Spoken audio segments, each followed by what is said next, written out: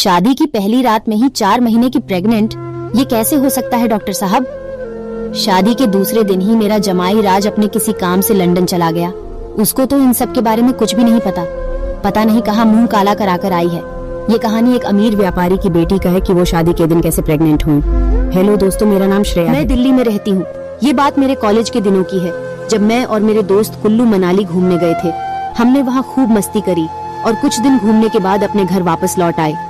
घर आते ही खबर मिली कि मेरे पिताजी ने मेरा रिश्ता दिल्ली के एक अमीर व्यापारी दिलराज ठाकुर के बेटे से तय कर दी। मैं पहले से ही एक मोलू टाइप की लड़की थी। जब मुझे देखने के लिए लड़के वाले आए तो उन्होंने मुझे अपने घर की बहू बनाने का फैसला कर लिया था। लड़के ने मुझे अभी देखा नहीं था, लेकिन फिर भी पता नहीं क्यों उन्होंने रिश्ते के लिए हाँ कर दिया। ठीक 2 महीने बाद मेरी शादी राज से हो गई। शादी की रात राज घर से बाहर था, पता नहीं कहाँ गया था, और अगले ही दिन राज ने अपने कुछ जरूरी काम से लंदन जाने का फैसला किया और वो चला गया। फिर मैं घर में अकेली ही रह गई। धीरे धीरे समय बीतता गया और 1 महीना भी बीत गया। मैं पहले से ज्यादा मोटी हो चुकी थी। मैं कुछ दिनों के लिए अपने मायके चली गई थी। एक दिन मुझे अचानक से चक्कर आए और मैं धड़ाम से नीचे गिर गई। मेरे पिताजी ने डॉक्टर को घर बुला लिया और मेरा चेकअप कराया। डॉक्टर ने चेकअप किया और जो बताया उसे सुनकर जैसे मेरे होश ही उड़ गए। मेरे पैरों तले जमीन खिसक गई। डॉक्टर ने कहा कि मिस्टर ठकराल, एक गुड न्यूज है, आपकी बेटी प्रेग्नेंट है। मेरे पिताजी ने सोचा कि मेरा दामाद तो शादी के अगले दिन ही चले गया था, तो फिर ये सब कैसे? फिर मेरे पिताजी ने मुझसे पूछा कि बेटा, तुम पहले भी दामाद जी से मिलती थी क्या? मैंने बोला नहीं पिताजी, मैंने तो उनको कभी पहले देखा तक नहीं था। मेरे पिताजी गुस्से में लाल हो गए और मेरे मुंह में थप्पड़ जड़ दिया।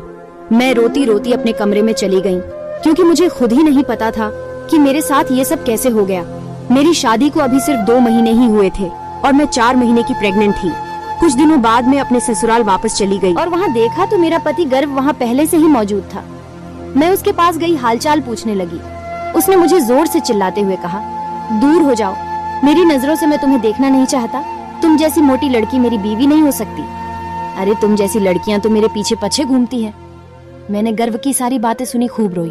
करती भी तो क्या, मैं तो ये सोच रही कि जब गर्व को मेरी प्रेगनेंसी का पता चलेगा तो वह मुझे धक्के मार के घर से बाहर निकल देगा। प्रेगनेंसी की वजह से मुझे काफी मुश्किलें होने लगी, जैसे चक्कर आना, उल्टी आना, पता नहीं क्या क्या हो रहा था मेरे साथ। एक दिन गर्व को पता नहीं कहा से मेरी प्रेगनेंसी का पता चल गया। उसने मेरे साथ बहुत झगड़ा किया और मुझे घर से निकाल दिया। मैं मेरे पिताजी के घर गई, जो मेरे साथ हुआ सब बताया, लेकिन मेरे पिताजी ने भी मुझे घर से निकाल दिया।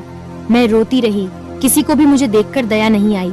फिर मैं मेरा बैग पैक कर मेरी सहेली के घर चली गई। वहाँ मैं एक जॉब करने लगी, घर वालों से दूर, सारी टेंशन से दूर। अब मैं अपने बच्चे के बारे में सोचने लगी। समय बीतता गया और मुझे 9 महीने पूरे हो गए और फिर मैंने एक प्यारी सी नन्ही सी बेटी को जन्म दिया। वो बिल्कुल दिखने में मेरे जैसी थी। समय चलता रहा और मेरी बेटी भी बड़ी होती गई। आज वो पूरे 5 साल की है। एक दिन मुझे मेरे पिताजी का कॉल आया। उन्होंने बोला, नाराजगी जताते हुए कि श्रेया, जल्दी से जल्दी इंडिया आओ, गर्व ने डाइवोर्स फाइल किया है। इतना कहते ही फोन काट दिया। मुझे वो पुराना समय फिर याद आया।